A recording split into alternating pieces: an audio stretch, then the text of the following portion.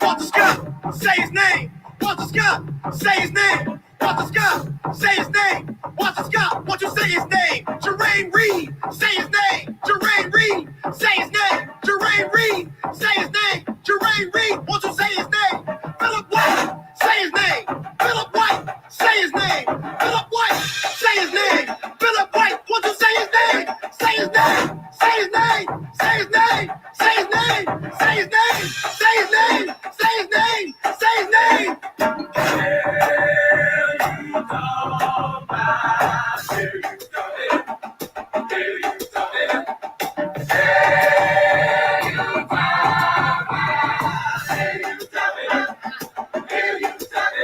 Eric Garner, say his name. Eric Garner, say his name. Eric Garner, say his name. Eric Garner, won't you say his name? Trayvon Martin, say his name.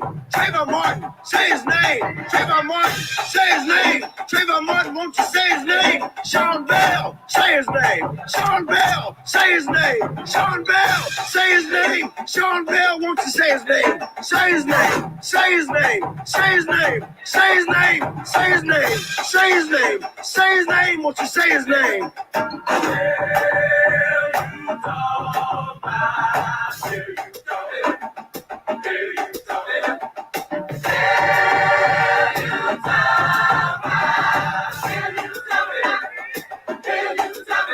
Freddie Gray, say his name. Freddie Gray, say his name. Freddie Gray, say his name. Freddie Gray, won't you say his name? Ayanna Jones, say her name. Ayanna Jones, say her name. Ayanna Jones, say her name. Ayanna Jones, won't you say her name? Sandra Bland, say her name. Sandra Bland, say her name. Sandra Bland, say her name. Sandra Bland, won't you say her name? Say her name. Say her name. Say her name. Say her name. Say her name. Say her name. Say her name. Won't you say her name?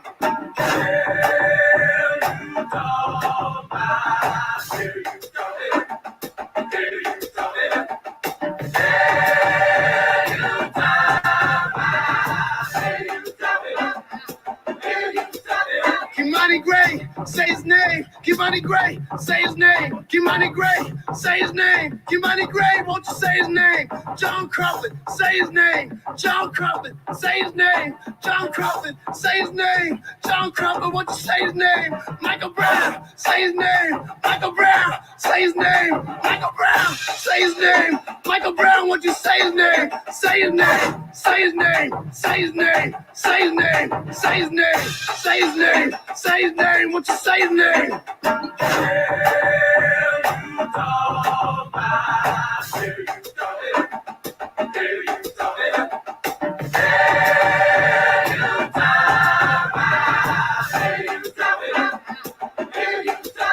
Miriam Carey, say her name. Miriam Carey, say her name. Miriam Carey, say her name. Miriam Carey, say her name. Sharonda Singleton, say her name. Sharonda Singleton, say her name. Sharonda Singleton, Say her name. say her name. Say her name. Emmett Till, Say his name. Emmett Till, Say his name. Emmett Till, say his name. Emmett Till, Won't you say his name? say his name. Say his name. Say his name. Say his name. Say his name. Say his name. Say his name. What's your say his name?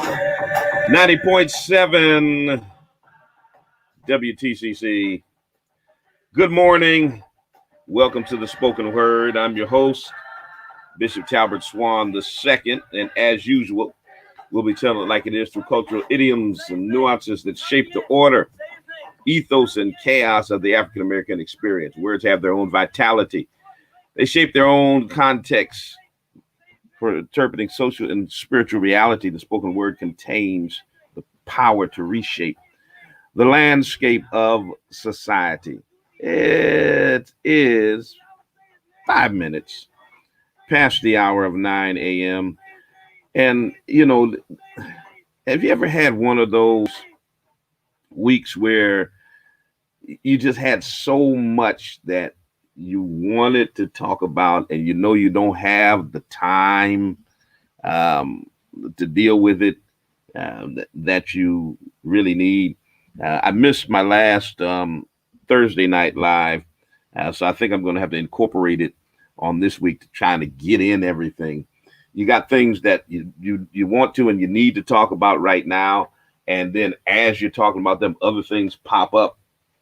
So just so much I want to deal with today. So do me a favor. First of all, I need you to like, share, subscribe, comment, all that stuff. Start a watch party on Facebook, subscribe on YouTube, share on every platform, tap that screen on Periscope, send those hearts up in the air, share on Twitter, let them know that the bishop is on the air. And there's some stuff we need to deal with today, family. I mean, so much packed in today, but I've got State Senator Eric Lesser, who's going to be joining me with our State House update at about 1:30. And then, you know, I want to deal with this issue of this Blue Lives Matter intimidation that they tried on our brother, Dr. Freddie Haynes, and our sisters and brothers at Friendship West Baptist Church in Dallas on yesterday. And I also want to deal with this culture vulture, exploitation, appropriation, J.W. Lucas tomfoolery with this white boy talking about he should be the leader of the Black Lives Matter movement. And if I got time, I don't know if I'm gonna have time. I want to deal with some of these bootlicking black sycophants that are out here.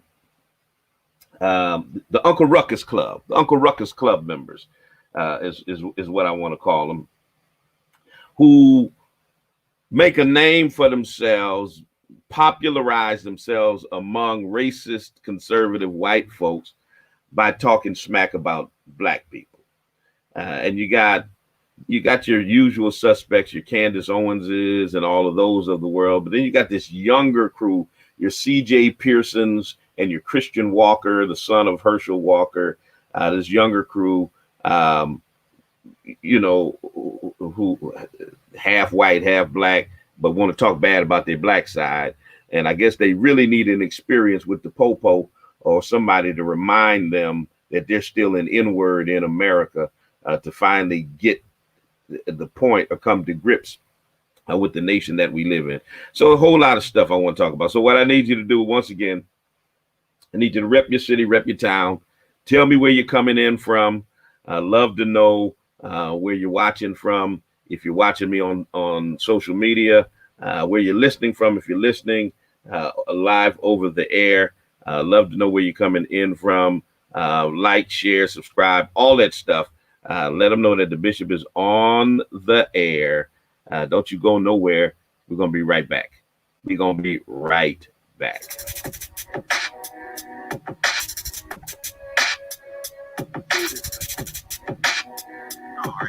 I can get killed on the street for no reason, shot in the park for playing with a toy, choked to death just because, murdered for being black in a white neighborhood, shot in my car while rushing home to get medicine for my daughter, killed in the stairway for trying to catch an elevator, gunned down in Walmart for holding a toy, all for no price, for no ransom, for no reward, just because I've been labeled as less than human. Oh my God, I'm black, I'm other, I'm not like them. My music is too loud, so I should get killed. My hair is too kinky, so I should get killed. My hair's too nappy, too dreaded. My pants are too saggy. My shoes aren't tied. I'm wearing a hoodie. I walk too fast. I look intimidating.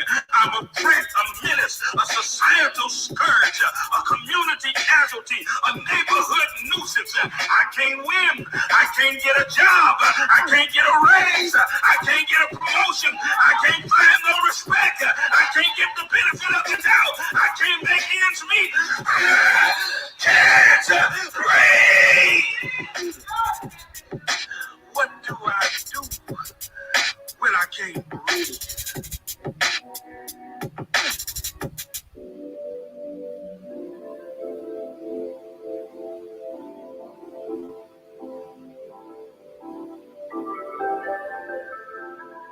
matter what form of protest we take on. They said he ought to be more like Dr. King. And I have to remind all of white America, when Dr. King locked arms and marched nonviolently, y'all put water hoses on them. You sick dogs on them. You put the batons upside their head. You shot them and killed them and murdered them and lynched them in the street when we were nonviolent. How dare you tell us to go back to being nonviolent when you didn't hear us then? It really doesn't matter what form of protest we take to redress our grievances. White America is yet not willing to hear us. The president said yesterday that we hear you. He said, we hear your needs. We support the right to non-violent protest. He's a liar, and his mama is too, because when Colin Kaepernick and others were kneeling non-violently, this same president stood on his bully pulpit and called them thugs and called them hoodlums, and white America stood up and said they were unpatriotic. Well, if we can't kneel non-violently and protest and be heard, maybe, God help me here, they gotta loot Target and burn down police stations in order to get your attention. And wait, let me pause parenthetically right there and say unto you, I'm tired of y'all who are tripping about Target being looted, but you ain't tripping about the targets of white supremacy being murdered. Oh, God help me preach.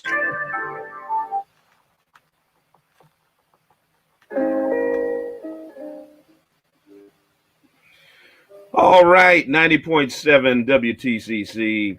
Listen, those are some spoken word pieces you can get. Go to Spotify, go to Apple Music.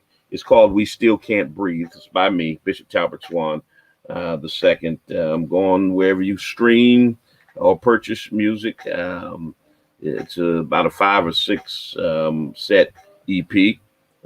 So check a brother out. Help a brother out. You know, support a brother. Go on in there and do that. So listen.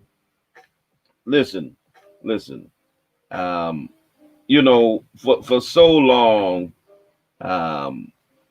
in the wake of Black Lives Matter, police and their advocates have responded not with reform, but with resistance. You know, the prime example is how the Blue Lives Matter movement counterattacks on the issue of civil rights. They actually began a media company on Facebook back in 2014. They complain about the treatment of police in general and calls for making assaults on police hate crimes. They want legislation. They want all of that. Matter of fact, they wanted akin to the same type of legislation that addresses attacks on historically oppressed groups like Black people.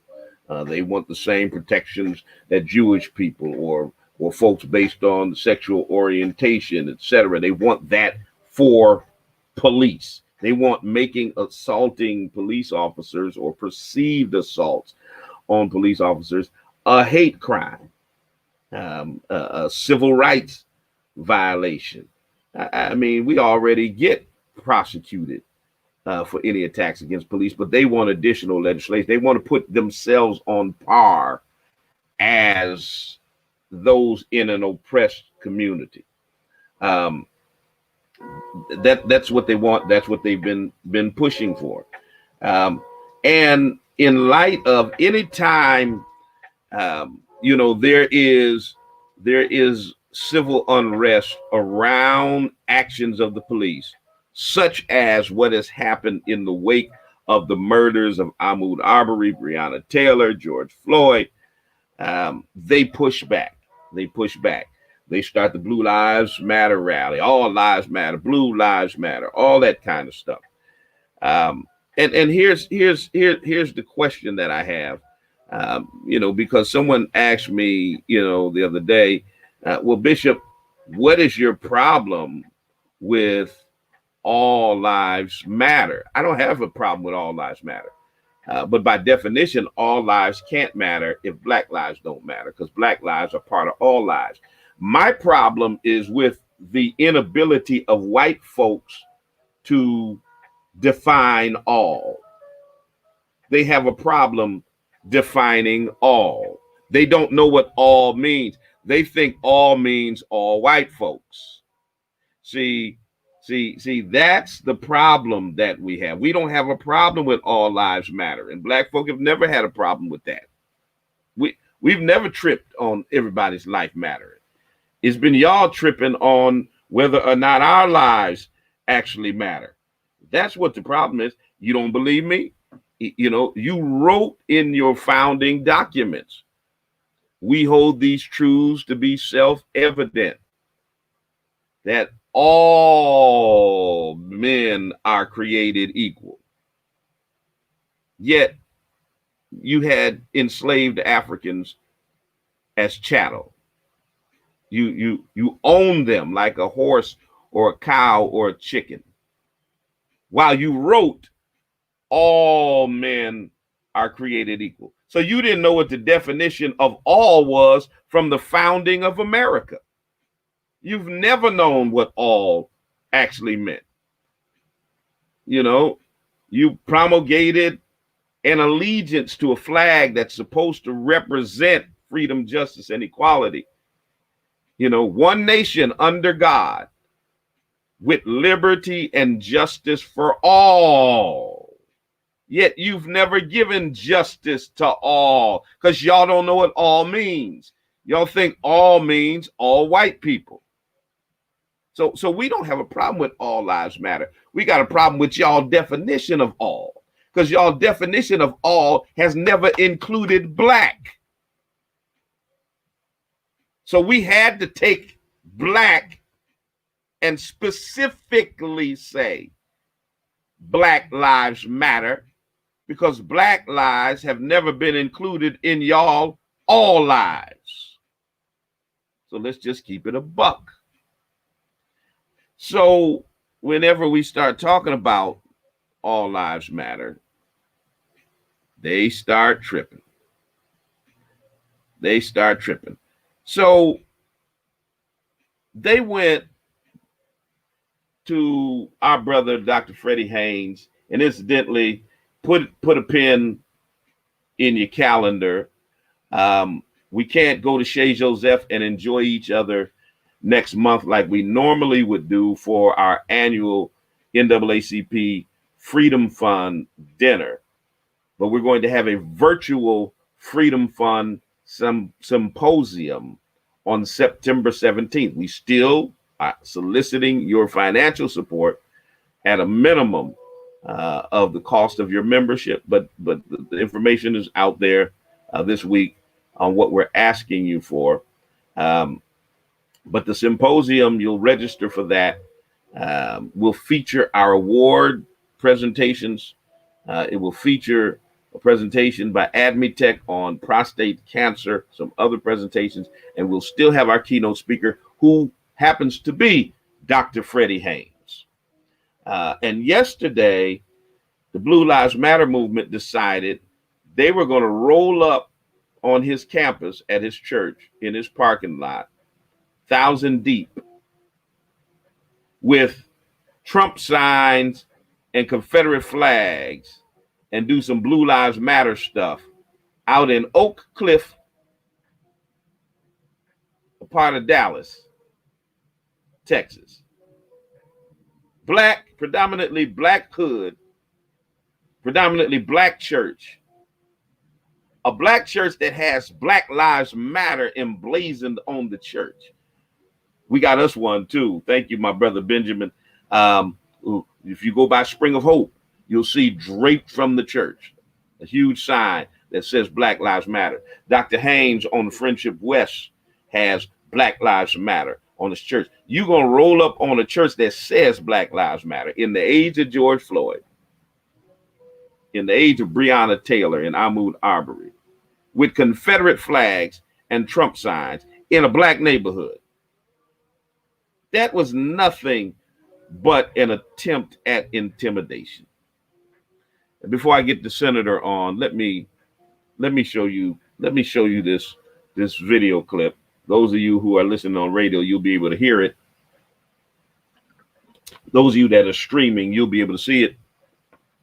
This is mind-boggling, man. I mean, they rolled up in that piece like we own this. You know, like this our spot. You know, like we can do what we want to do when we want to do it, however we want to do it. I mean, it's going to trip you out. It's,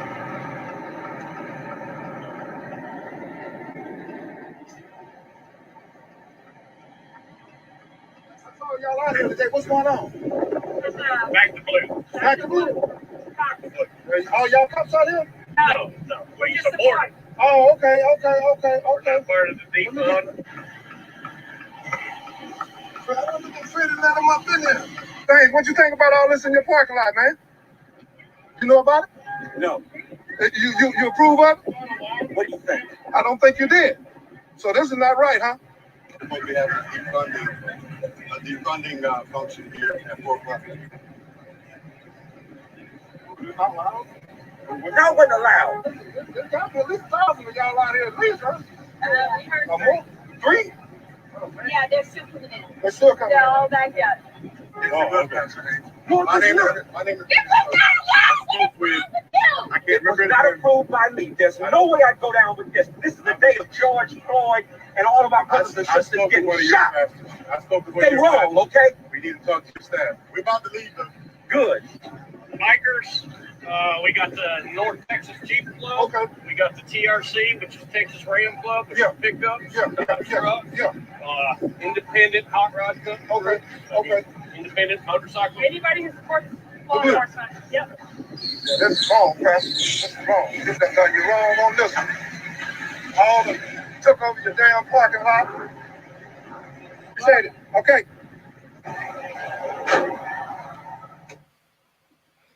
So y'all get the picture. Y'all see exactly, what's happening here. The audacity, I would say the caucasity, but the problem with saying the caucasity is unfortunately there was a black face behind the organizing of some of this. Yeah, you heard what I said. There was a black face behind the organizing of some of this. And unfortunately, that happens all the time. They put up a black face to try to put up a front. They lied to the church in terms of what type of event it was going to be. It was supposed to be a defunding the police event. They rolled up in there on some Blue Lives Matter nonsense and thought that they were going to intimidate black folk in the Oak Cliff neighborhood and thought that they were going to pull something over on Dr. Freddie Haynes. But Dr. Haynes ain't the one for that. Okay. Y'all picked the wrong brother to mess with. Not only is he a powerful brother in his own right, in his own hood and across the nation, but he's got brothers like me that will have his back in a heartbeat. And if we need to roll out to Dallas, it's on and popping. That's just what it is. This is not the day that you're going to roll up and just intimidate black people. And see, this is what people like Donald Trump and those who support him mean when they talk about make America great again. They're talking about going back to a day and a time where black folk kowtowed and cowered under their intimidation tactics.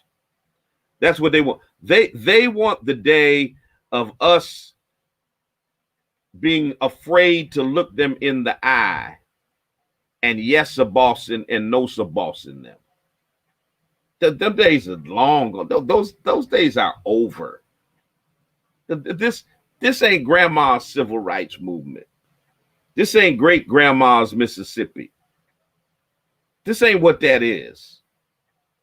Okay? So for those of you, you know, who mistakenly think that somehow, you know, you're going to be able to punk us like this is 1950, you got a wake-up call. You got a wake-up call. This ain't that. This ain't that. And you know this was intentional, because Friendship West is not, you know, some mamby-pamby, go along to get along evangelical black church that agrees with this white evangelical theology. You know, God bless you, brother. We're brothers and sisters, even though we are, but they reject the hypocrisy of the white church, who has had the audacity to call social justice antithetical to Christianity. They have a social justice bent, a social justice ministry. They have a full-time social justice minister. They are steeped in liberation theology. That's how that church rolls. Everybody knows that's how that church rolls, especially everybody in Dallas. Literally everybody across the nation, but everybody in Dallas, definitely. And so for you to roll up in the parking lot of that church with Confederate flags and Trump signs, you did that on purpose. You were trying to make a statement. You were going to go into the heart of a black community, to a liberation church, and punk them with some white supremacist Blue Lives Matter foolishness. That would be like here in Springfield, where everybody knows Bishop Swan is an activist, is a liberation theologian, is the president of the NAACP, is pro-black, has a Black Lives Matter sign hanging from his church. That would be like y'all rolling up in the parking lot of Spring of Hope with some Confederate flags and Trump signs, thinking you're going to hold a rally in the middle of the hood, because that's where our church is. Y'all are seriously crazy. I mean, this is some serious racist tomfoolery. And so we're praying for our brother, and we know he has it handled. I'm gonna call him later today, just to check on him. But I mean, we know he has it handled, because he's just that type of brother, and he don't play that. And we know that the folk in his area have his back, but we across the nation have his back. And want y'all to know that y'all can't punk us no more. You can't intimidate us anymore. Okay? Them days are over. You clap, we clap back. All right? That's what's happening in 2020. Right, so if you thought this was that type of party, this ain't that type of party. This ain't that type of party. Promise you it's not. 413-337-1867. 413-337-1867. For anyone who wants to chime in on this part of the conversation. Momentarily, we'll have Senator Eric Lesser coming on with us to give us our State House update, what's happening on Beacon Hill. Matter of fact, I think that's him right now. What's happening on Beacon Hill here in Massachusetts. And then we'll take your phone calls and we'll continue our conversation, because I got to get to this J.W. Lucas thing with the disrespect of Breonna Taylor and her family, of our sister Tamika Mallory, and the Black Lives Matter movement. And I don't know if I have time, but I'll try to get over into the Uncle Ruckus fan club as well. But until then, let me bring on Senator Eric Lesser. Senator. Morning. How are you, Bishop? I'm good. How you feeling? Good. Yeah. Happy August. Yeah, we finally made it here. Yeah, you know what? Here we are. It's actually going, when I think about when we first started sheltering in place in late February, early March, it's actually going faster than I thought. I mean, I'm like, wow, we're already in August. Yeah, we've been through it with this one, man. Yeah, time has kind of stopped. It's all sort of relative. So yeah, I need to look at my computer screen to know what day it is. Yeah, absolutely. So what's going on with you? Well, it's been a really, really busy time at the State House. I don't think I've been on or we've talked since the police reform legislation moving and that vote happened. So definitely want to update everyone on that. And then we had a major economic development bill that we worked on in the Senate last week that passed and is now in conference committee. And I'm leading the Senate's negotiations for that conference report. So there's been a lot going on. And historically, the legislature breaks on July 31 in even number of years to allow for there not to be really lawmaking to happen during the election season. Although I think it's the right move, the House and the Senate agreed to suspend that rule. So we're going to be continuing to meet and continuing to respond, of course, to the various emergencies we're in, through August and into the fall. So that was also a big piece of news that happened last week. So so let's deal with. I want to deal with the police reform bill. Also want to see where you are on the budget, since we're already in August. What that process is, and then we'll go from there. But let's start with the police reform bill. Where's the House with it? So to kind of catch people up procedurally on what happened here, the Senate went first. We went a few weeks ago, and it is and was a very big deal for a few reasons.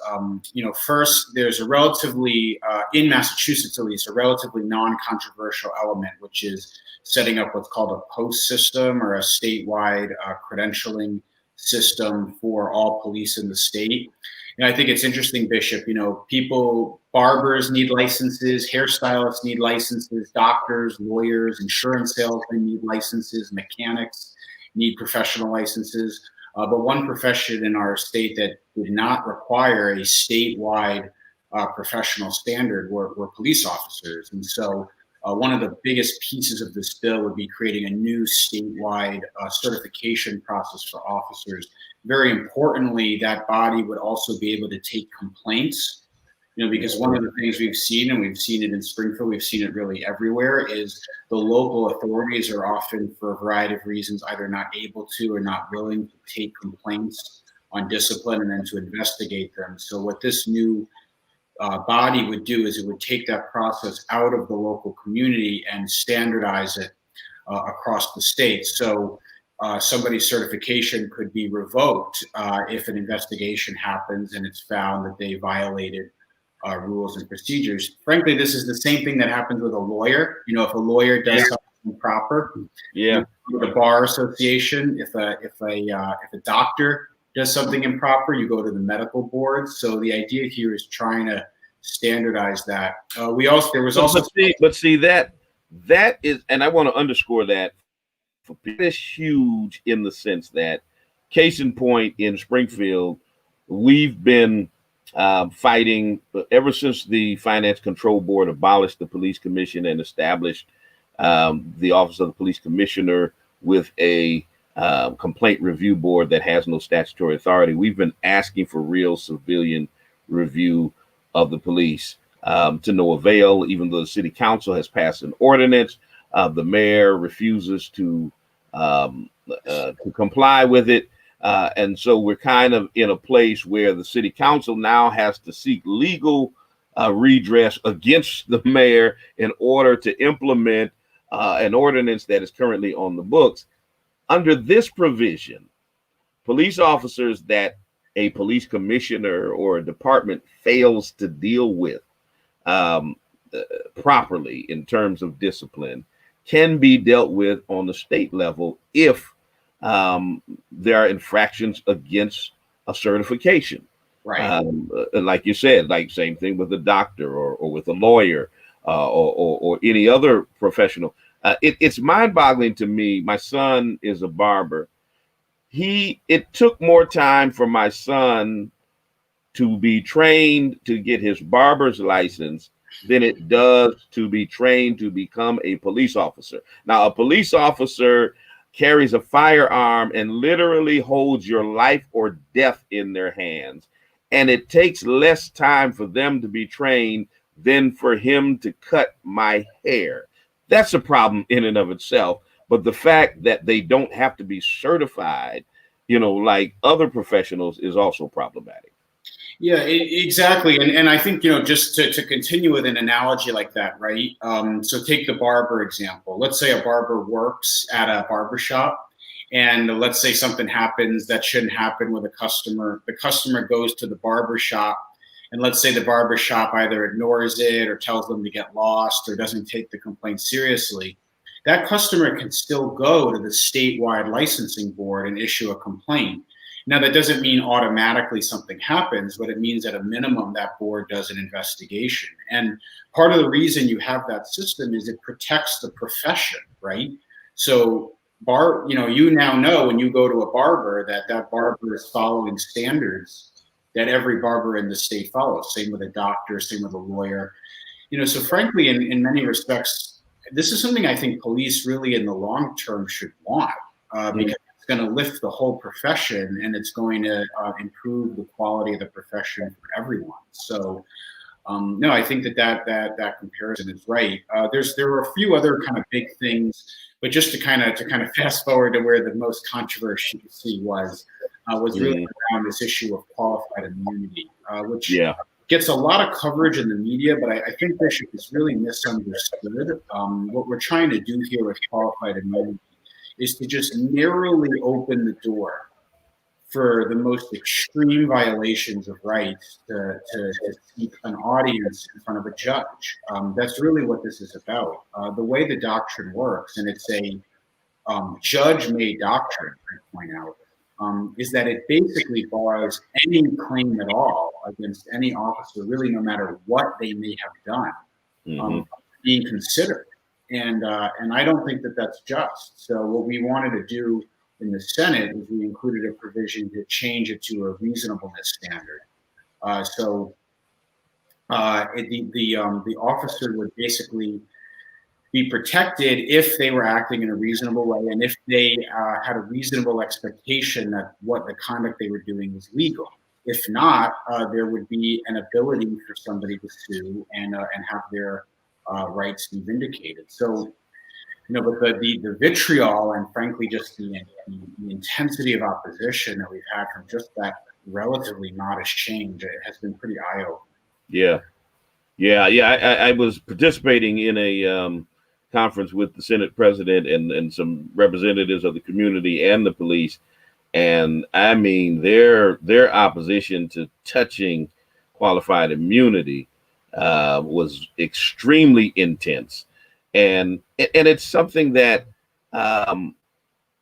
is kind of confusing to those of us in the public, that if you police the way you say you police, because one gentleman was telling me those issues they have in Minneapolis, other places, we don't have those in Massachusetts. We're professional here, so on and so forth. And my thing is, if that's the case, then what's the problem? Right. If that is the case, you should have no problem with those egregious cases of police officers acting outside of the scope of the law and with unreasonableness being dealt with accordingly. Yeah, I mean, I think it's instructive of just also how much the doctrine of qualified immunity has been distorted over the years. It was a Supreme Court doctrine that was passed in the early 80s. And since then, there have been cases on top of cases on top of cases that have basically made it so that no police officer, almost under any plausible scenario, can be sued for wrongdoing. And I think we all appreciate that they have tough jobs, but really, But really think about it for a moment. If you had that type of protection, right. I mean, how brazen would some in your profession be in terms of not holding to certain minimal standards? If I was a barber, a carpenter, an electrician, whatever the profession was, and I knew that no matter how shoddy my job was, that you couldn't sue me, that I couldn't be held liable, that someone else would indemnify my actions, why should I take care in terms of how I do my job? Right. And the interesting thing about how this sort of doctrine has been distorted over the years. So in Massachusetts, for example, we actually have a state statute that makes the federal qualified immunity protection even really more extreme. So I'll give you an example. The way the doctrine works is that only if an exact act that was previously committed that was illegal, if that exact act is repeated and the officer knowingly did it, can qualified immunity be overcome. So there were cases, for example, if a person is shot in the side versus in the back, or if the fact pattern from a previous case was, just small details different, then qualified immunity is covered, and you can't even bring the suit. Because that's the other piece of this. This isn't about automatically saying someone's guilty. This is about allowing a neutral fact finder, a judge, to look at both sides and make the call. So if you can't even get the audience in court, that is unjust, and it does need to be fixed. And again, then you got to prove the officer knew it. So it could actually match. It could be an exact match in terms of the action. But if you can't prove the officer knew that was wrong or whatever, you still can't sue. It's crazy. So, and then again, then there was a lot of fear mongering that happened. The unions told, their rank and file officers told their families that this was going to mean people's homes would be taken away, that people would get, frivolous lawsuits filed at them. I'd also point out the bill does not change indemnification. So if a city or a state, and this is always how it works, indemnifies, public employees from lawsuits, still be the city that would be paying the legal bill. So, on so many levels, this has just been distorted, and it's unfortunate because like the $1.1 million Springfield recently paid out in the Nathan Bill case. Exactly, and I to your point, Bishop, about a lot of the lines have been people are pointing fingers at Minneapolis, at Ferguson, and they're saying we don't have this issue in Massachusetts. And one of the points we've just been trying to get across, and I know you've been saying it for a long time, is first off, we have serious cases of abuse here. Absolutely. And it absolutely could happen here. So one of the things I did, it was very late at night, but during our debate, when the qualified immunity question came up, is I read the executive summary of the DOJ report, the Springfield Narcotics Bureau, into the record, because I got heat for that, but that's okay, because I want the record. I want history to show when they're looking back at this debate that the situation in Springfield was part of the debate, and especially that the Bill Barr Justice Department, not exactly an anti-police DOJ, went through the situation here and issued a report like that. I thought it was very important for people to appreciate and understand. And then we had a Globe article just came out that called the Springfield Police Department one of the worst in the entire nation. That's a heck of an indictment. Yeah, and my feeling is, I just want to do what I can to try to fix it, right? And we know what we need to do to make it better.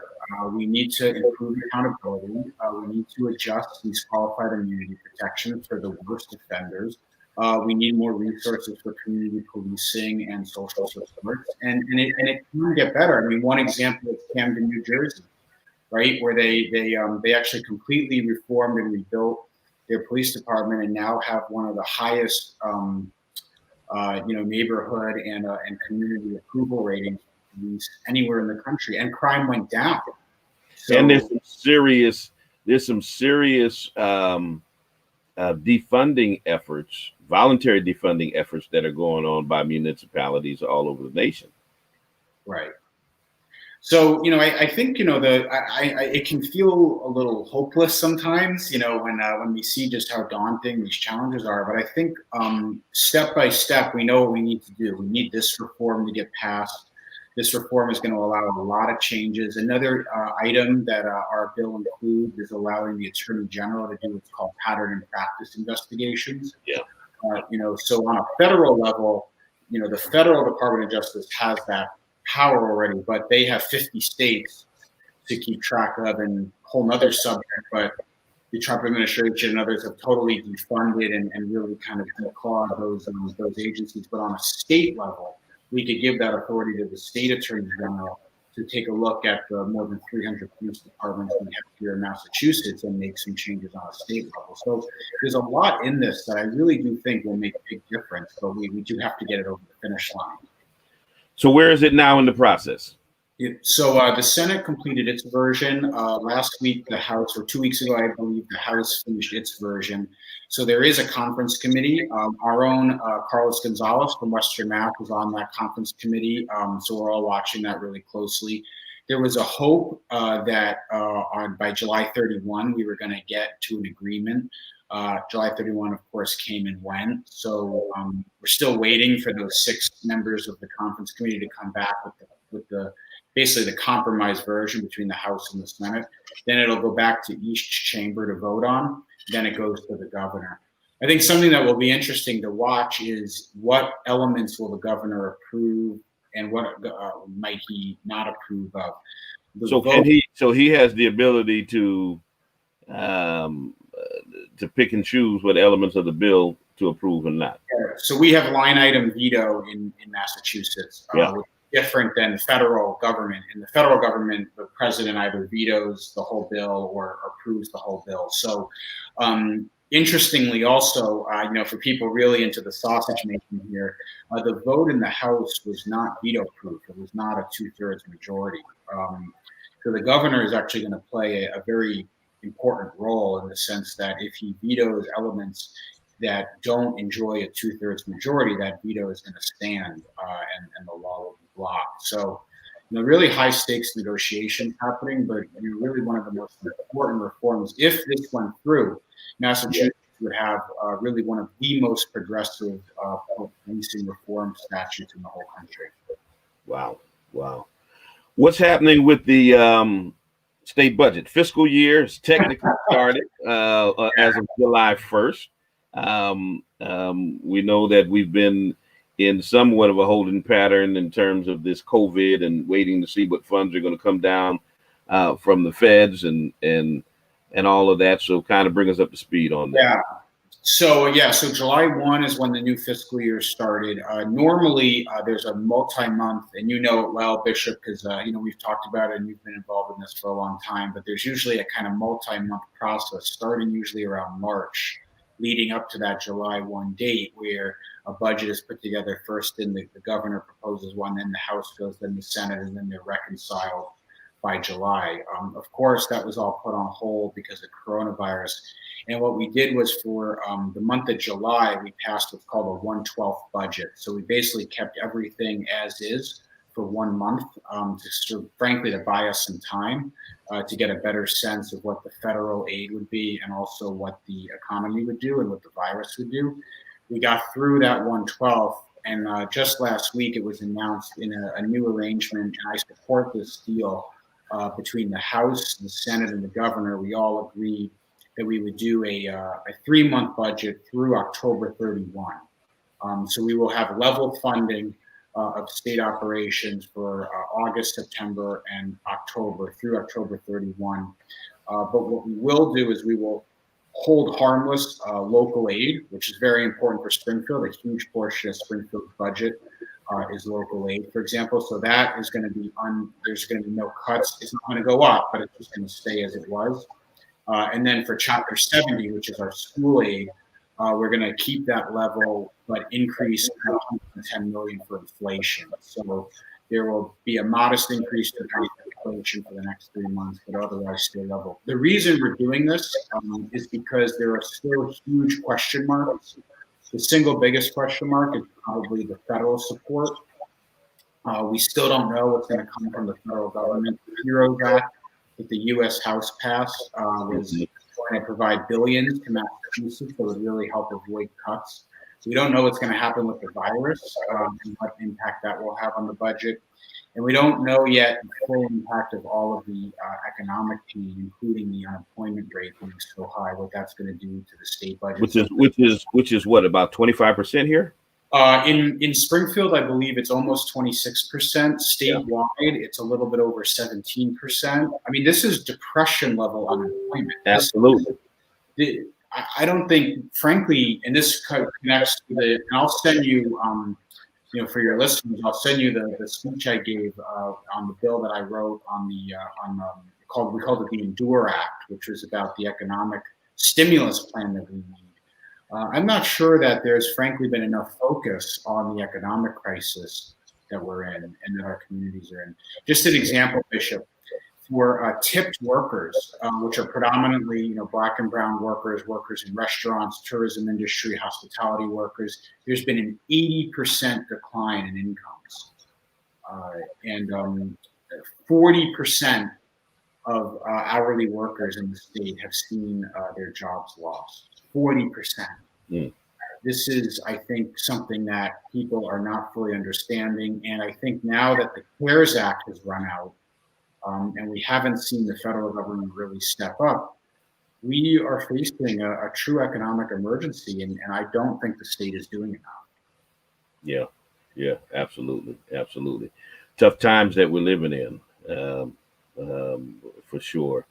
Give the audience, once again, your contact information, a lot of things that you're working on, important for us in the Commonwealth and in Western Massachusetts. So if they want to connect with you. Well, thanks, Bishop. So phone number at the office, 413-526-6501. Again, 526-6501. You can send me an email, eric.lesser@masenate.gov. Again, eric.lesser@masenate.gov. Or you can check us out on Twitter at Eric Lesser, or Instagram at Eric Lesser MA, or on Facebook, facebook.com/Eric Lesser MA. So phone, email, tweet, direct message, really whatever you want. We're around and we're here. All right. Appreciate you so much. Always good to talk to you. You too. Take care, Bishop. See ya. All right. Take care. Bye-bye. 413-337-1867. That was State Senator Eric Lesser, who is normally with me on the first Monday of the month, giving us our State House update, what's happening on Beacon Hill and what's happening. Another important thing that happened, and I'm going to see if I can get him to be part of our NAACP general membership meeting on tomorrow, which takes place via Zoom. That announcement will be up before the day is out in terms of the call-in number. A reparations bill was filed here in Massachusetts, led by our own state representative, Bud Williams. And I really want to talk about that as well. Yes, reparations. So a lot of stuff happening on the state level, federal level, et cetera, et cetera. 413-337-1867. I got about 4 minutes left on the air here on WTCC. We'll continue beyond that to our streaming audience with the other things that we wanted to talk about as well. Still want to get to this J.W. Lucas fiasco and talk about these the Uncle Ruckus Club. The Uncle Ruckus Club. Y'all know what Uncle Ruckus Club. I probably need to pull up a cartoon so you get the point of what the Uncle Ruckus Club really is all about. But there's some folks out there who are dead set and determined. I mean, they are determined to be sycophants for white supremacy, and to prove themselves worthy of the adoration of their oppressors. I don't know why, but that's their thing. To be affirmed by massa, seems to be desirable to some black folks. And it's confusing to me, confusing to most people with any real good sense.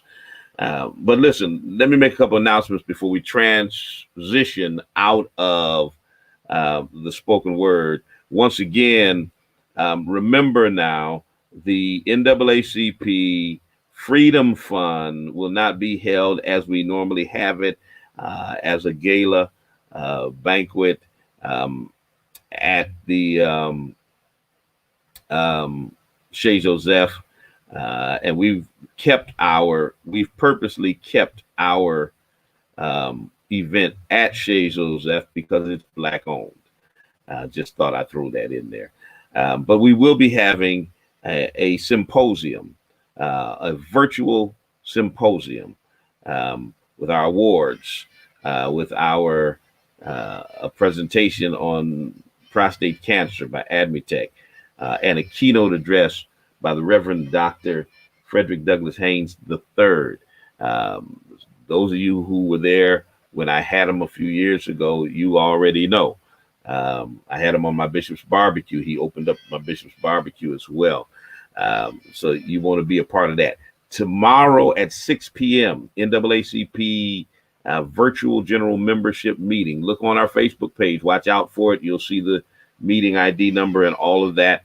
We're going to have an update on that DOJ report that Eric Lesser mentioned. Our own legal redress chairperson, attorney Maurice Poe, will be updating us on that. And hopefully we can get State Rep Bud Williams to give us an update on this reparations bill. So some good information coming in our NAACP membership meeting. And as usual, I'll be streaming on Thursday at 10 p.m. And you can always catch me at 11 a.m. at the Spring of Hope Church of God in Christ, and streaming live at 11 o'clock a.m. So for those listening on WTCC, always a pleasure being with you. And until the next time I talk to you and you talk to me, always remember, God loves you, and so do I. Those who are going to continue on the live stream, don't go nowhere. And we're going to come right back. Still got some important stuff to talk about, fam. Stay with us.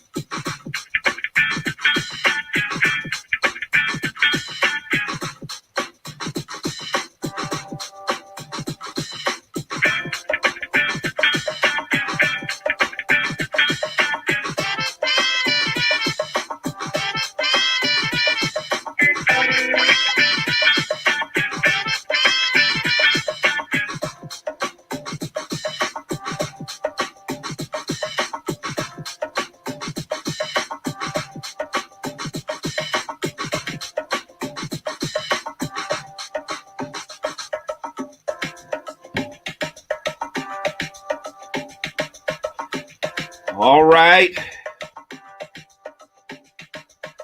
Back at you, family. All right. So my faithful ones, I can tell y'all my faithful ones because y'all the ones who stick with me past the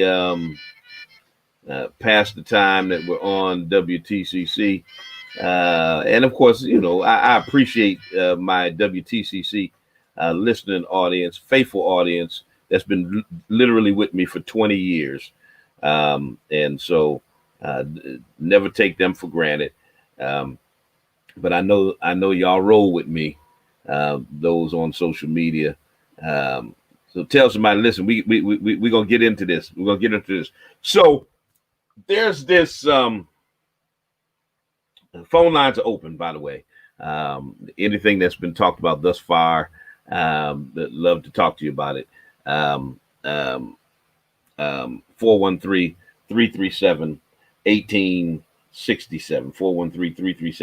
413-337-1867. This hip hop producer, this white guy, J.W. Ruckus, who basically disrespected the family of Breonna Taylor,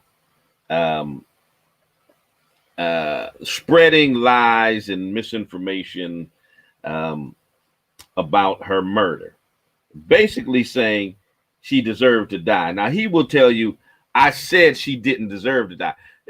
You know, it's kind of like playing the game. You know, it's like, well, she didn't deserve to be raped, but why was she wearing that? You know, it's like you contradict yourself in the same sentence. You're saying somebody doesn't deserve it, but then again, they did deserve it, which is basically what this clown was saying, that Breonna Taylor's actions precipitated her own murder. And so why are people out here asking for justice for somebody who died because of their own doing? Now, this is a dude who produces hip hop artists, makes money off of black people. He's a culture vulture. He's one of those guys who thinks he's down, you know, yo word to the mother, you know, kind of dude who thinks he's down with the brown, making money off of us. But then at the same time, he is a white supremacist Trump supporter who parrots all of the right-wing racist talking points as every other bigot. You know, what about black on black crime? What about shooting in Chicago? All the same stuff. And you had to dig a little bit, but I pulled all the receipts on this clown. Who will tell you how he grew up in the hood and he got black friends and yada, yada, yada. So, of course, he can't be racist. But then when you see the evidence, when you follow the breadcrumbs, you follow them down the rabbit hole and you find, dude, you a Klansman appropriating black culture so you can make money and exploit us. And people like that don't need access to our community. Don't need access to our community. We don't need to be working with people like that. We don't need people like J.W. Ruckus. And so our sister Tamika Mallory was the first one to call him to task, as she should have, because she's been working hard on trying to get justice for Breonna Taylor through Until Freedom, her organization. And this dude is going to come out and spread all this misinformation. So she called him to the carpet. And then when she called him to the carpet, this clown told her that he was more qualified than she was to lead the movement. He's more qualified than an actual black sister who's been the executive director of the National Action Network, a civil rights organization, and has been in activism her whole life. But this dude said he's more qualified than she is to lead the Black Lives Matter movement. Yeah, he said that. He he said that, and I'm gonna play it for you because he said that out of his mouth, not mouth. He said that, um, and he said some other things, some other incendiary things that blow your mind when you think about the fact that this actually makes money off of black people. And I get it. I get it. When you are initially working with someone, you don't necessarily know that they're a racist.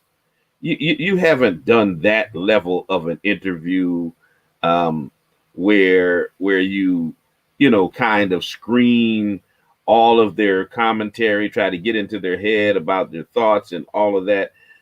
So you don't necessarily know that someone's a stone cold racist until they show themselves. But Maya Angelou said it like this: when somebody shows you who they are, believe them.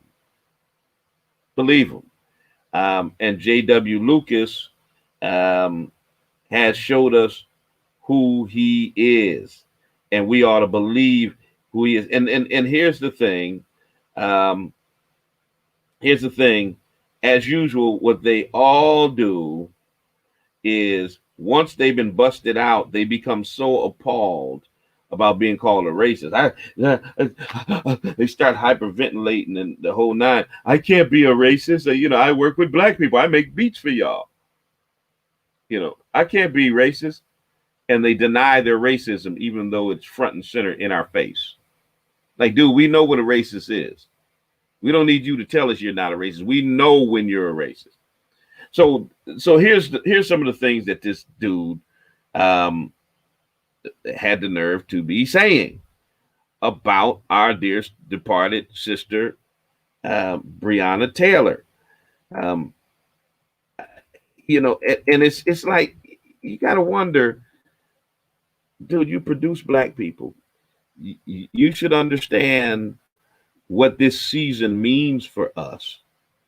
You should be able to look at what's happening in our community and be able to at least say, hey, you know what?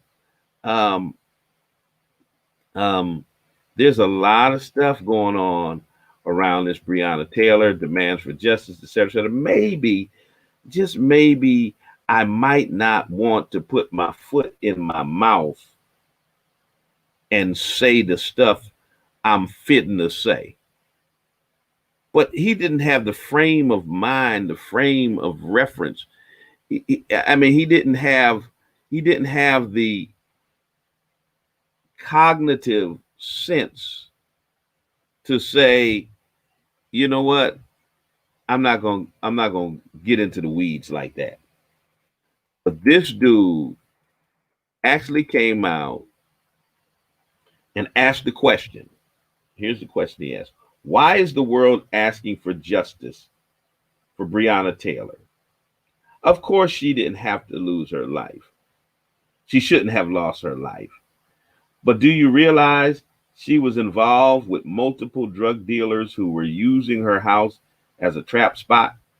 If you sign up for that life, there are consequences. First of all, that's a lie. That's a lie.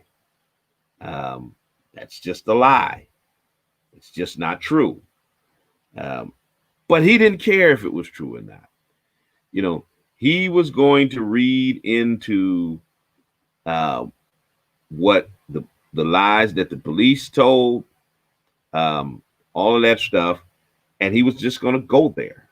Just going to go there with it. But he's a white boy, so of course, you know, white boy, I'm gonna believe what the police say, because I don't care how yo word to the mother you supposed to be as a white boy. You're still a white boy, okay?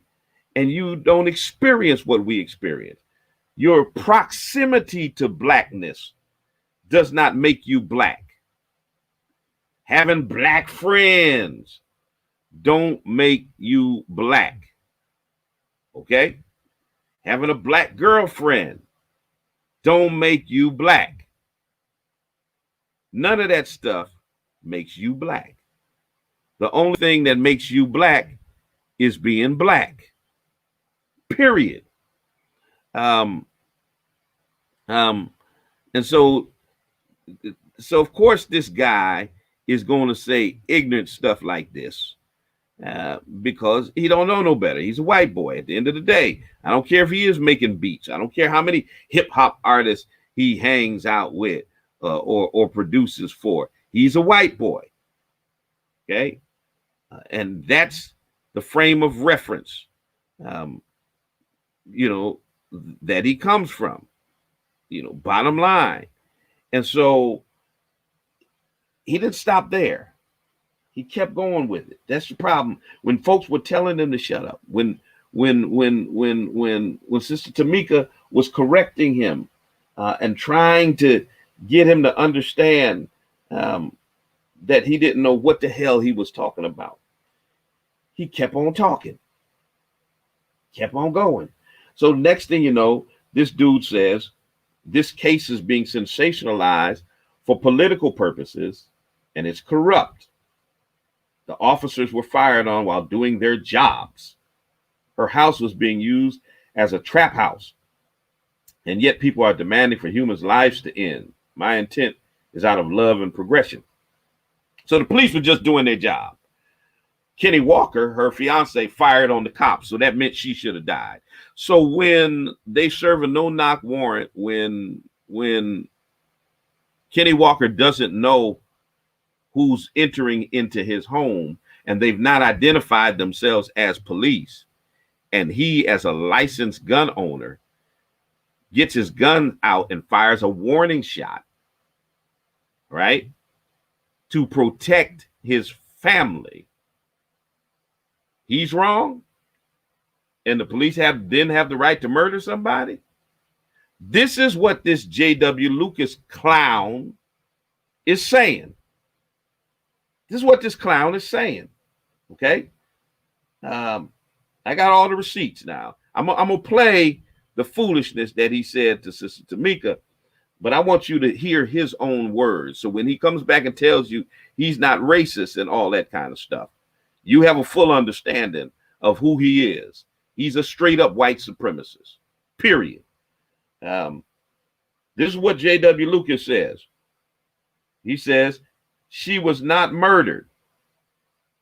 She had responsibility in it. These men would not have been at her house if she wasn't involved in the drug game, or if her boyfriend wouldn't have fired at them. How the hell are they going to not be at the house if the boyfriend hadn't fired? They had to be at the house for the boyfriend to have fired. So not only is he a white supremacist, he's dumb as hell.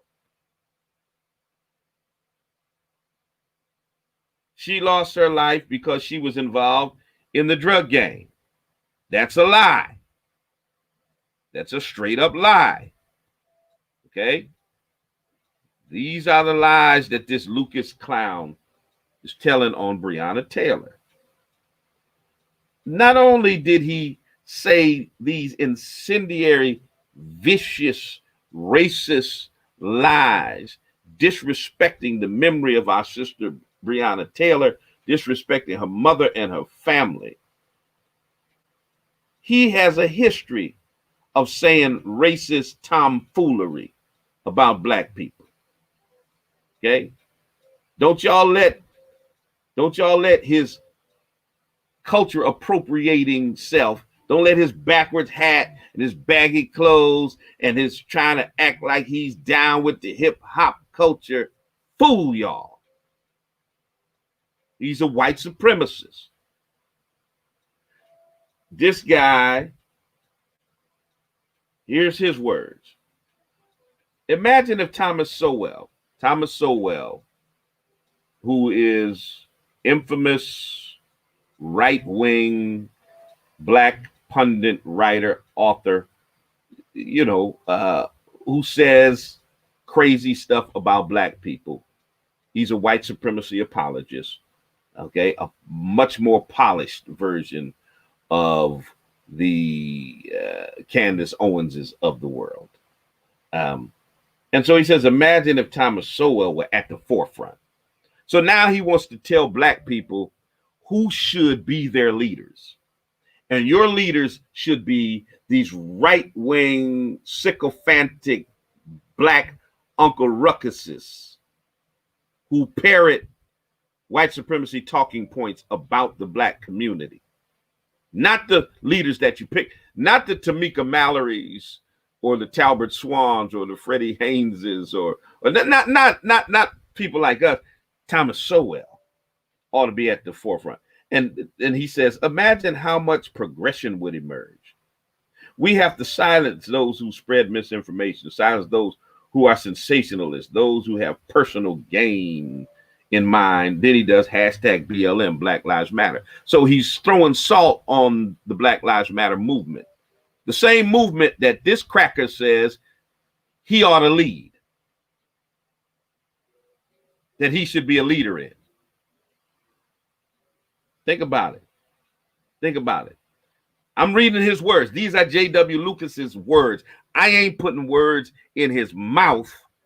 These are his words. Okay? You don't think he's a white supremacist? Listen to what he is saying about us. Okay? Listen to what he's saying. Why is solid leadership such a task for America to find? The same is true for leadership of Black Lives Matter. Imagine if they had capable spokespeople addressing the real issues like poverty. Name a solid leader from Black Lives Matter. I'll wait. So here's a cracker telling black people that y'all don't have no solid leaders in Black Lives Matter. I ought to lead Black Lives Matter. Y'all ain't got no solid leaders. How much more white supremacists can you get to have the mayonnaise dripping caucasity to tell black people they ain't got no solid leadership and crown himself as king of the black people? How much more colonizing, appropriating, and exploiting can you get?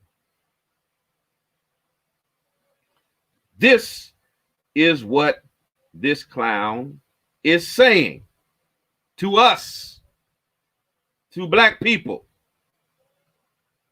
Let me read some more, because he starts praising Trump. Okay? You are American. Trump is our president, regardless of whether he should be in office or not. He's the best president in the last 20 plus years, and that's a fact.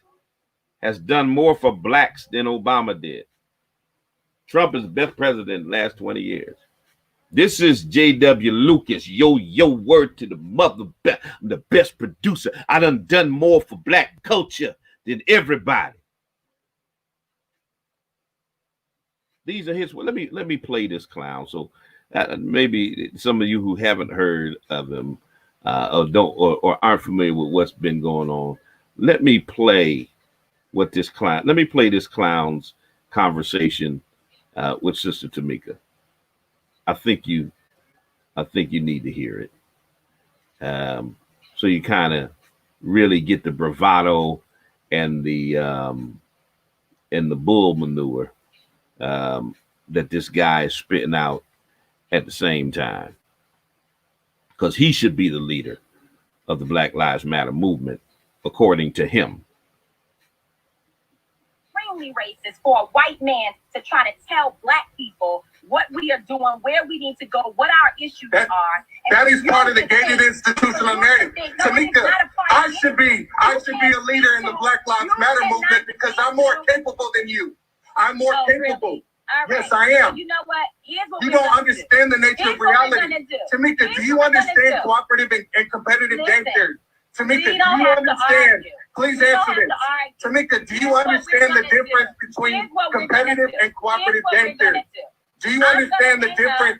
Do you understand what's needed for us to cooperate with each other and to increase the value of the group for all human beings? We have to be transparent. We have to be interdependent. Interconnectivity. Okay, so this separatist ideology is the problem. Here's what I'm gonna do. Here's this what I'm gonna do. fear-based pandering is part of the problem, Tamika. It's colors. You don't give a about decreasing the problem, Tamika. It's time to fix inequality. You care about getting your own political gain. You care about bettering yourself. You ain't doing the problem. That you do business with. You never make business. You will never make another dime off of black people. I promise you. I'm not. Whoa.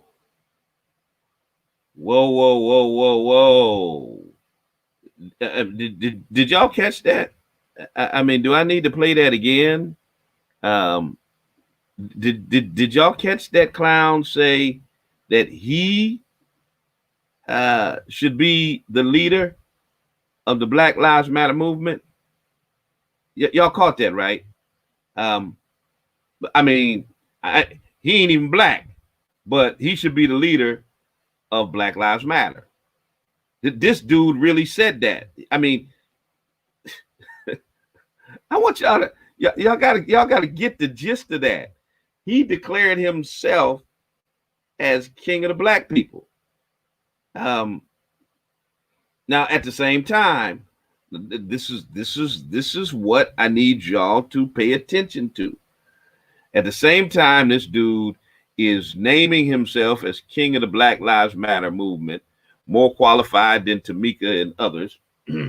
He's spewing all of these racist talking points.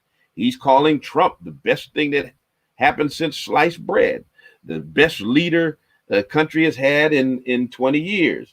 He's castigating the memory of Breonna Taylor. He's disrespecting LeBron James. Let me read that one. This is his own words. Guys like LeBron demanding for arrest of the officers involved. These cops may have been aggressive after being fired on, but they were doing their job. Her house was being monitored and was used to receive drug packs. Black Lives Matter, spinning it for attention to the movement. So he's spitting on Black Lives Matter left and right, but he wants to be the leader of it. His words: some people demanding justice for a woman involved in the drug game won't protest gun violence in Chicago. Here we go. Here we go with the black on black crime in Chicago crap. Won't protest gun violence in Chicago, tobacco, alcohol, sugar industries that are really killing black Americans. This all political propaganda, not actual interest in benefiting black lives. BLM terrorism. He calls Black Lives Matter terrorists.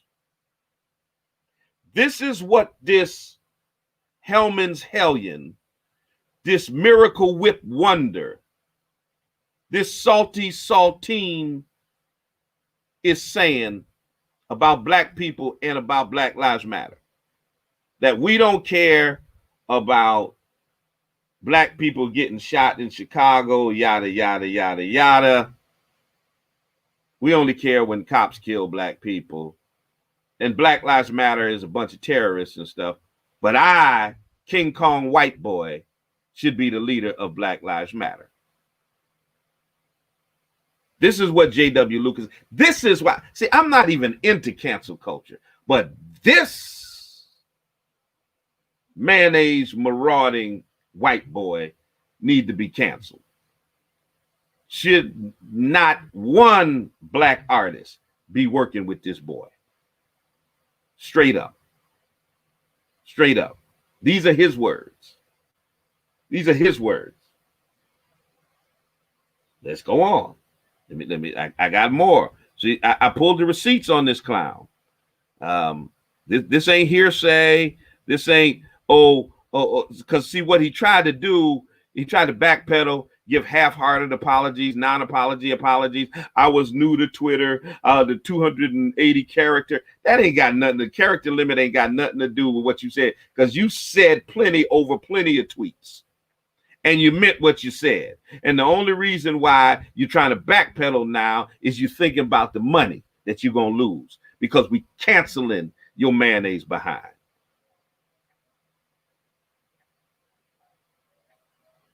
This is what he says. These are his words. Okay. The stories that should be told are children murdered in Chicago, Baltimore, Detroit. Truly innocent lives being actually murdered. Why aren't you calling for their names? Because you can't use it for individual gain. So in other words, the same old argument.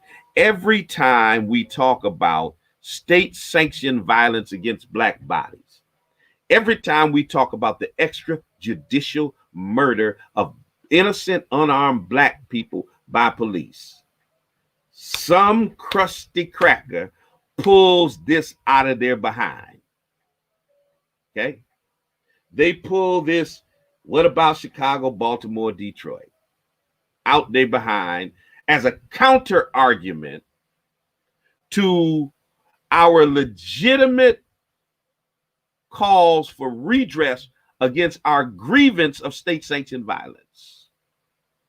As if black people don't have the intellectual capacity, the temerity, and the veracity to simultaneously speak against state-sanctioned violence and random violence on our streets at the same time. Like we need you to remind us of something. But see, they use it as a counter argument, not because they're concerned with it. What they're concerned about is protecting police and changing the narrative. What they're concerned about is being dismissive of our grievance against the state. That's what statements like this are about. But this is your word to the mother. I'm the greatest producer. I grew up around black people. Tamika, I'm more qualified than you. Yeah, people like him need to be canceled. Forthwith, straight up, right now. Don't wait. He needs to be canceled. Period. Okay? Period. 413-337-1867. I'm going to give about 5 more minutes. I'll leave the phone lines open. If anyone wants to call in to the program, I'll give you that opportunity. But yeah, this guy needs to be history. He needs to be history. Not another black artist should be working with this guy. And if they are, we need to cancel them. Straight up. That's what needs to happen. Okay? If y'all won't cancel him, we need to cancel y'all. Because these culture vulturing, appropriating mayonnaise drippers have no place in our community. No place in our community. And we need to get rid of every single one of them. And J.W. Lucas is hot on the hit list right now. I'm sure there are plenty more, but right now, this dude is hot on the hit list. Okay? Purely ignorant. You know, he needs, every artist he works with needs to be contacted and told, listen, drop him or we're dropping you. Yeah. And he tried to come for me. He tried to come for me on Instagram. Kind of pathetic. But you know, I responded by pulling the receipts on him and exposing him for the straight up white supremacy he is. That wasn't just a slip of the tongue on the Breonna Taylor stuff. This is what you do. This is how you talk about black people. This is what you think about black people. You're a Trumpanzee. The best thing in the last 20 years. That's what this dude is saying. He needs to be canceled, and we need to cancel every one of these culture vultures in our community. everybody who's exploiting us for money, laughing in our face, singing our songs, dancing our dances, wearing our fashions, but then calling us nigger behind our back. That's what this dude is. That's what this guy is. All right. So I dealt with the Blue Lives Matter. Once again, y'all support my brother Freddie Haynes, Friendship West, against that intimidation tactic that the police and their supporters pulled in Dallas. Dealt with this culture vulture, appropriating, sycophantic, gentrifying, assimilating mayonnaise packet, J.W. Lucas. Let me deal with one more thing. I told y'all I was going to deal with the Uncle Ruckus Club, and who I want to highlight on the Uncle Ruckus Club today. I want to highlight.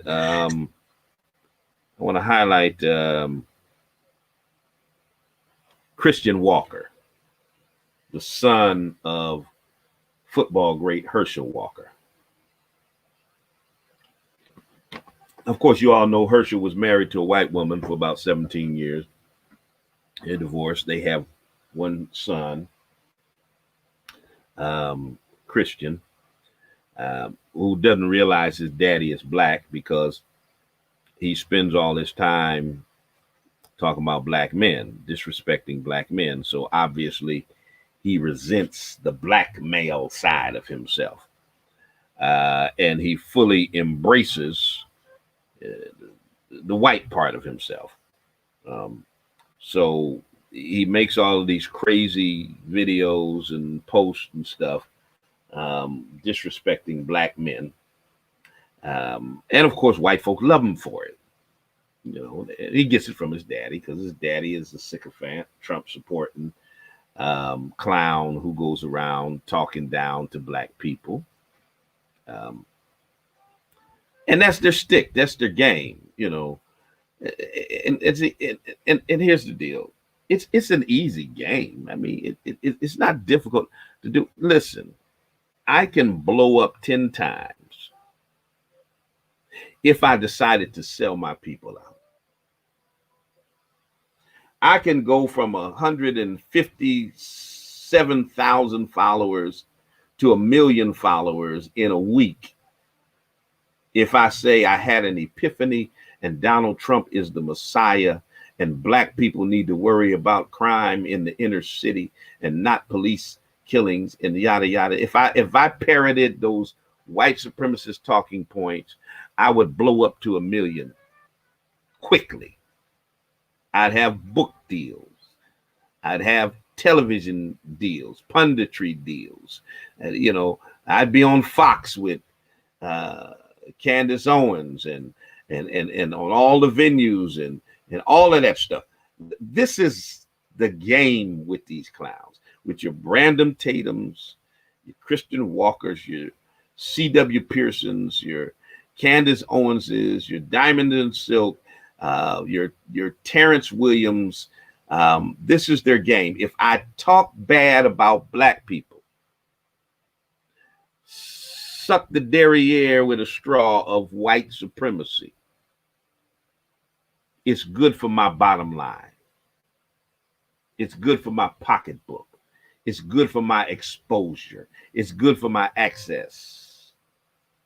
Good for my image because I look like somebody more important than I am. I got 1 million followers, even though 999,000 of them are white supremacists still. This is what they do. And they start doing it young. C.J. Pearsons and Christian Walkers, they start doing it young.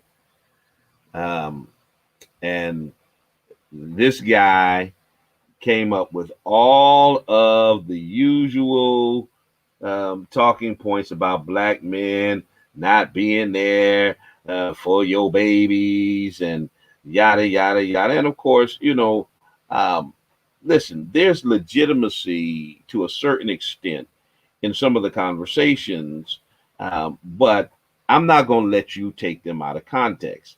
I'm not going to let you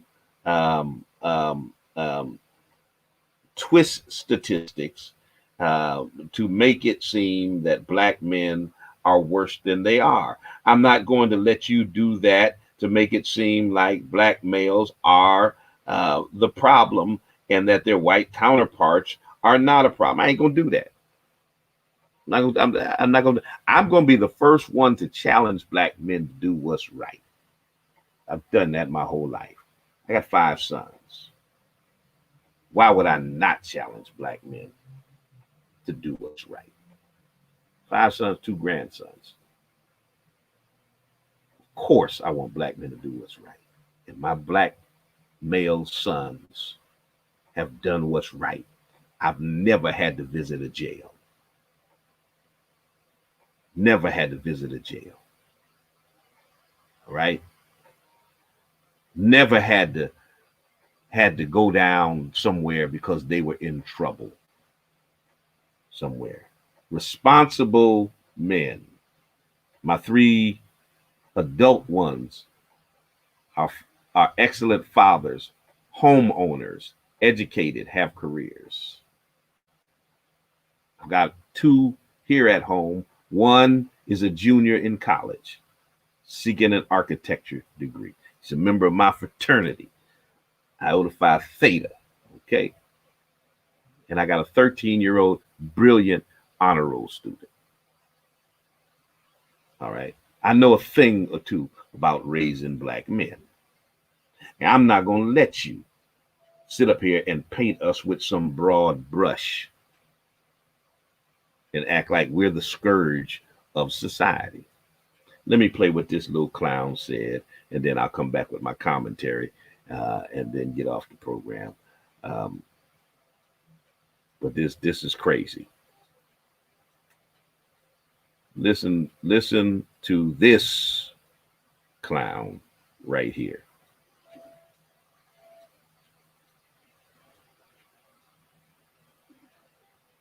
70 shot in Chicago this weekend, 12 dead. Black on black crime. Black men, why are you slaughtering our race every single weekend in the inner city? Black men, why are you rapping along to songs that promotes beating women, degrading women, and drug use? Maybe the crime rate would be down if you didn't promote it. Black men, 75% plus of black kids are growing up in a fatherless home. Stay with the women whom you get pregnant. Stop getting women pregnant and running to go smoke weed with your homeboys. Running to go sleep with other women in town. Your kids need a father. Stay with your women. Raise your kids. You are not oppressed in this country. Stop killing us every weekend. Stay with your women and stop promoting music that talks about degrading women, the women who raise your kids. Now, this little queen right here. Oh man, there's just so much packed into that level of ignorance. Man,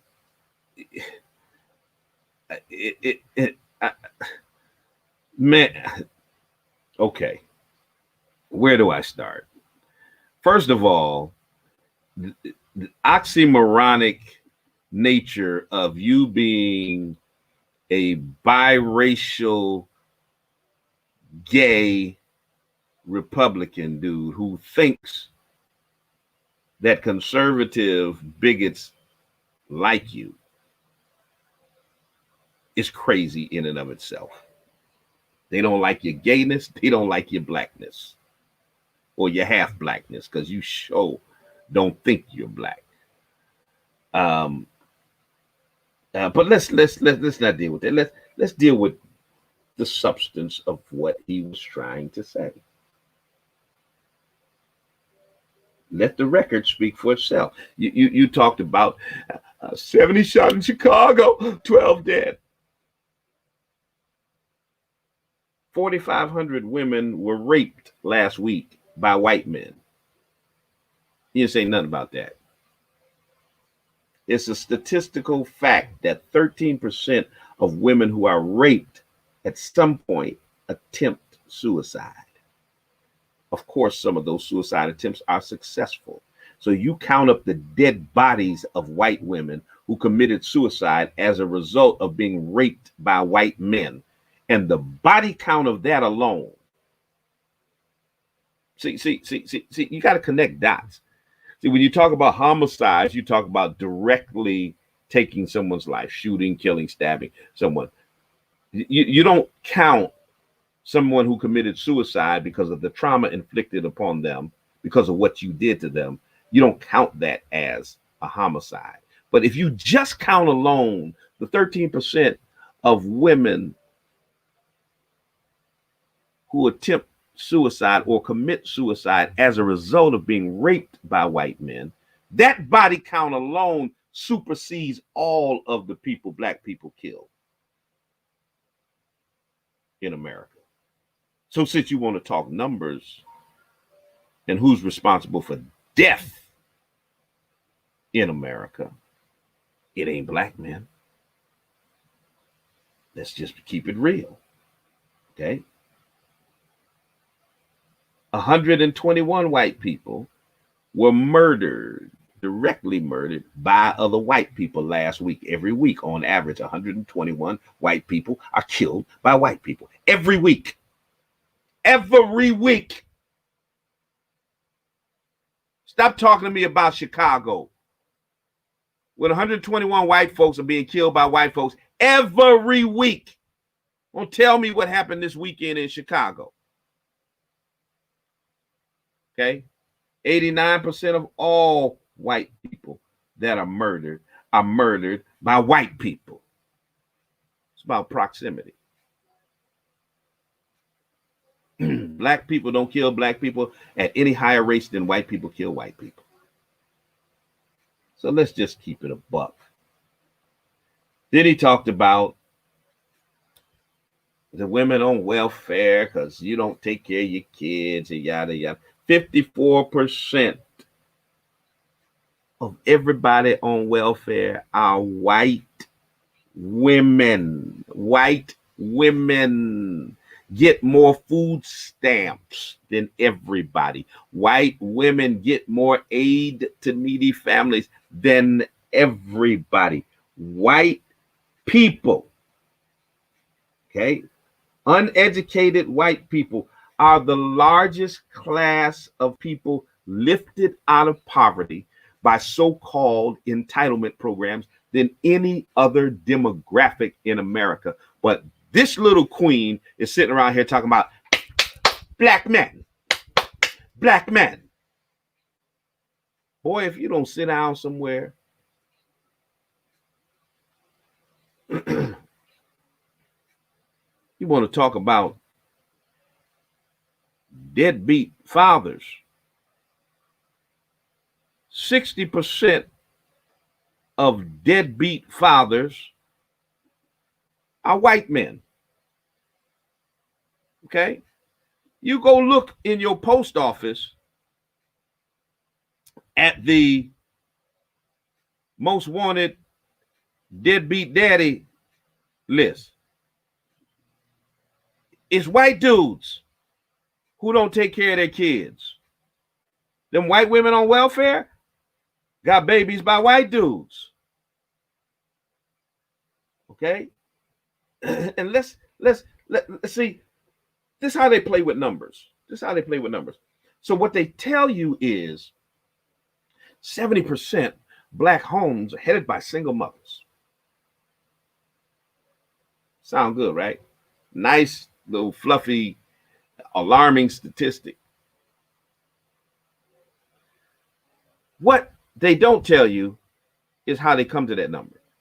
How they come to that number is by saying 2/3 of black women who have children are not married. And there's a high percentage of white women that have babies that are not married. But being not married does not mean that the father is not involved in the life of the child. And so they just conflate the number.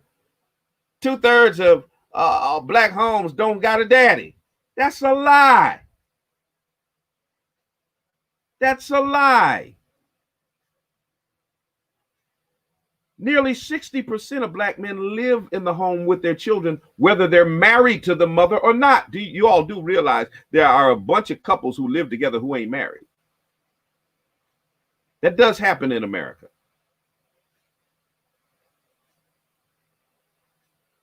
%60 of black men live with their children. And then among those who don't live with their children, it's a higher percentage of black men who are involved in the lives of their children than their white counterparts. So this whole thing about 2/3 of black homes not having a man, a father, that's a lie. Not being married to your baby's mother does not mean you are not a father to your child. Stop letting America tell you that lie. Black men statistically are more involved in the lives of their children than their white counterparts. That is a fact. That is a scientific study that was done. That is the fact. Okay. Now let's talk about rap lyrics that are degrading women.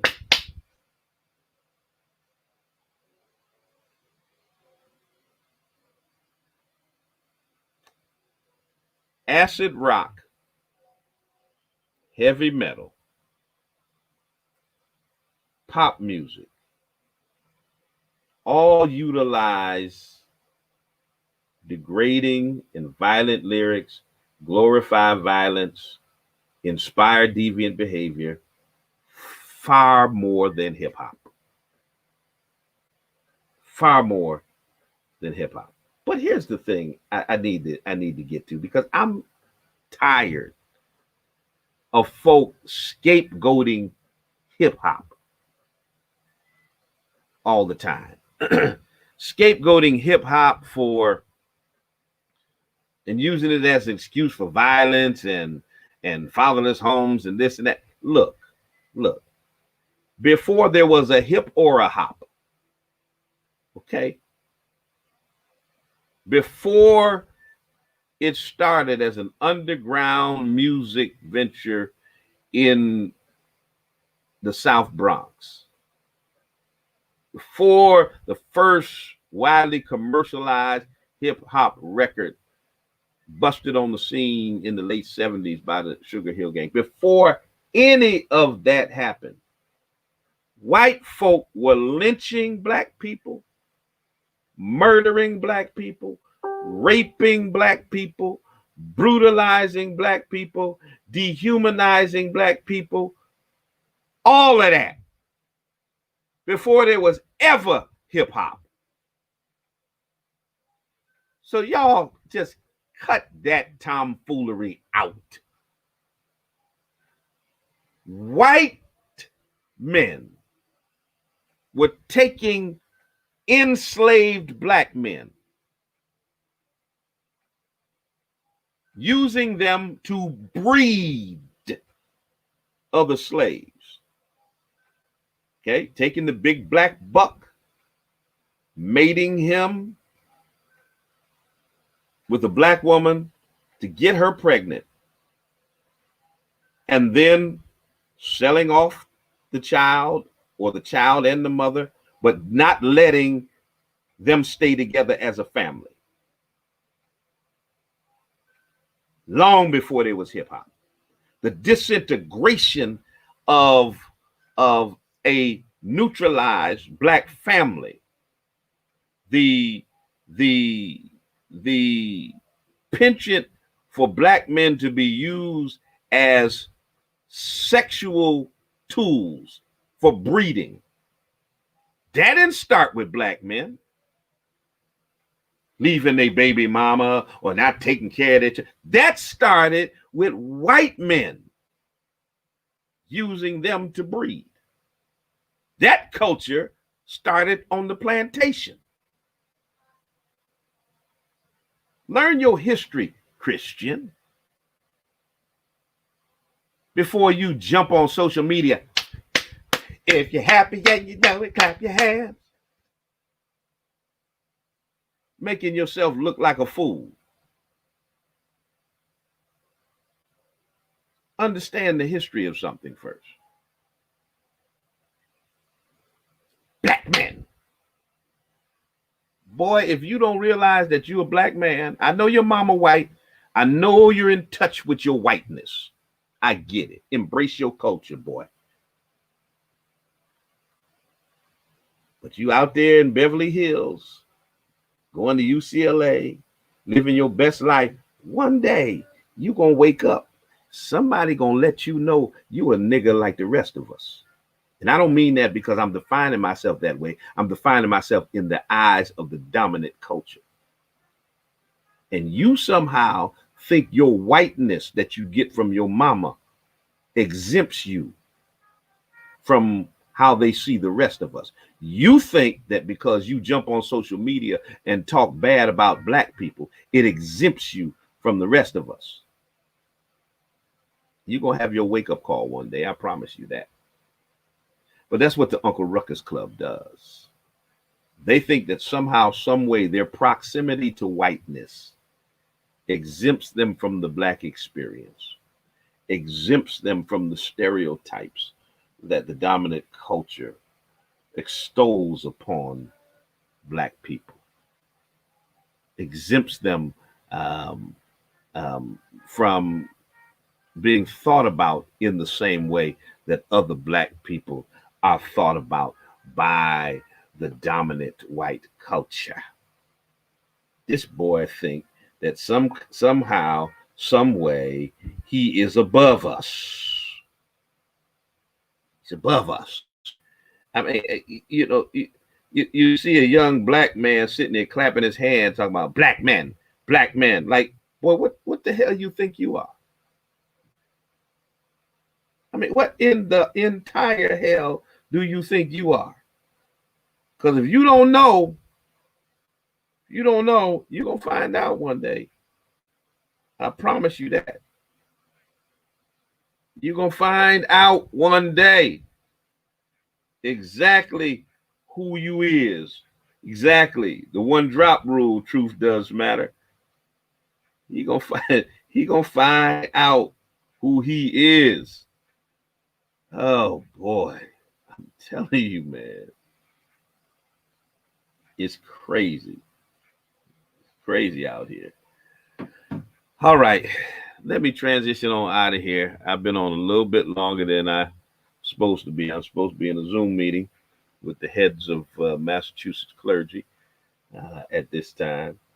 But I really wanted to get out at least those three issues in the broadcast today.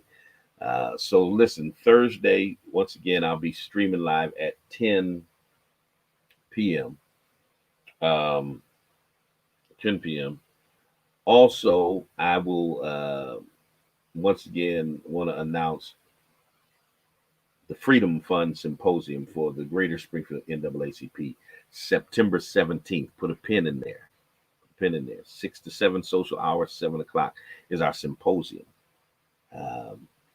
Presentation on prostate cancer, our awards presentation, our keynote speaker, the Reverend Dr. Freddie Haynes. Don't want to miss what's happening on the 17th of September. And even before we get there, we'll have some announcements before that because our virtual convocation will be happening, and we'll give you the details of that coming up as well. Every Sunday, either in the sanctuary or online streaming, you can catch me at Spring of Hope Church of God in Christ. Get this message. You need to get the message. Go on YouTube, go on Facebook, go on our podcast.